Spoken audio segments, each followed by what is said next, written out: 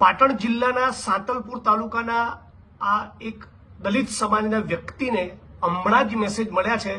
વોટ્સઅપમાં મને કોઈ ફોટો મોકલી આપ્યો. આ દલિત સમાજના વ્યક્તિ જે સાધુ તરીકેનું જીવન જીવતા હતા, બગલના ગામમાં એમને જીવતા સળગાવી નાખ્યા છે. હાલ જ એસપી પાટણ સાથે મારી વાત થઈ. એમણે આ ન્યૂઝને કન્ફર્મ કર્યા છે. કારણ શું છે એ તપાસનો વિષય છે એવું એમણે મને કહ્યું. પણ મૂળ હરજીભાઈ દેવાભાઈ સોલંકી, મૂળ ગામ એમનું પીપરાડા અને વહુવા ગામની બાજુમાં જાખોતરા ગામમાં આ ઘટના બની છે. વહુવા ગામમાં તેઓ સાધુ તરીકે જીવન જીવતા હતા અને એમનો જે મૃતદેહ મળી આવ્યો છે એમાં મહિલાના કપડાં પહેરાવ્યા હતા, પગમાં ઝાંઝર પહેરાવી છે. એટલે બહુ રહસ્યમય સંજોગોમાં આ દલિત સમાજના 61 વર્ષના વડીલનું ખૂન કરવામાં આવ્યું છે.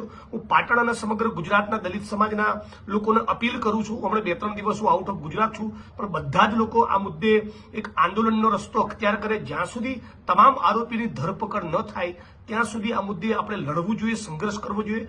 અમરેલીની ઘટના હમણાં તાજી જ બની છે. એના પછી વિરમગામમાં એક ઘટના બની, સુરેન્દ્રનગરમાં દલિત સમાજના એક વ્યક્તિ પર હુમલો થયો અને આ 61 વર્ષના 18 વર્ષના દલિત સમાજના વ્યક્તિને જીવતા સળગાવી દેવામાં આવે. આ તમે દ્રશ્ય જોઈ શકો છો.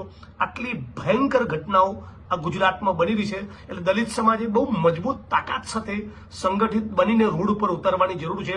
આ ભારતીય જનતા પાર્ટીના શાસનમાં દલિતોનું અપમાન કરવું, દલિતોનો સામાયિક બહિષ્કાર કરવો, એમને પોલીસ રક્ષણમાં જીવવું પડે, ભયમાં જીવવું પડે, એમના મર્ડર થઈ જાય અને જીવતા સળગાવી નાખવા સુધીની ઘટના બને, એક માણસને જીવતો ભૂંજી દેવામાં આવે, આ કેટલી ભયંકર ઘટના છે. અને પછી આ ઘટના પર ઢાંક પીછોડો કરવા માટે મહિલાના કપડાં પહેરાવી, એમના પગમાં ઝાંઝર પહેરાવીને આ લાશને રઝળતી મૂકી.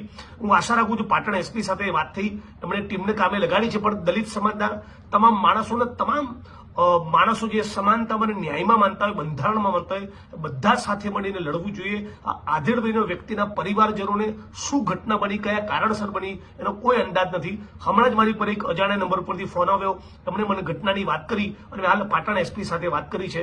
પણ ગુજરાત દલિતો માટે દિન પ્રતિદિન કેટલું ભયંકર રીતે અસુરક્ષિત બની રહ્યું છે એનો એક ભરવો દાખલો છે.